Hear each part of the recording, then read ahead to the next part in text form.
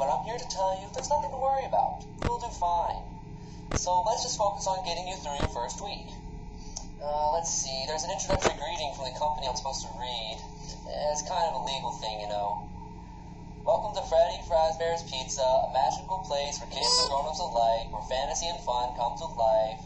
Fazbear Entertainment is not responsible for damage to property or person. Upon discovering the damage, death has occurred, a missing person report will be filed within 90 days, or as soon as property and premise have been thoroughly cleaned and bleached, and the carpets have been replaced, blah, blah, blah. Now, that might sound bad, I know, but there's really nothing to worry about. The animatronic characters here do get a bit quirky at night, but do I blame them? No. If I were forced to sing those same stupid songs for 20 years and I never got a bath, I would probably be a little bit irritable at night too. So remember, these characters hold a special place in the hearts of children, and we need to show them a little respect, right? Okay.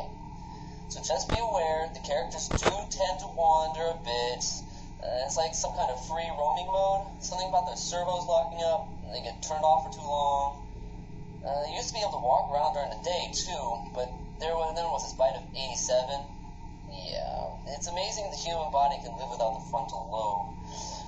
Well, considering your safety, the only real risk to you, as a night watchman here, if any, is that these characters, if they happen to see you after hours, probably won't recognize you as a person. They'll most likely see you as a metal endoskeleton without its costume on.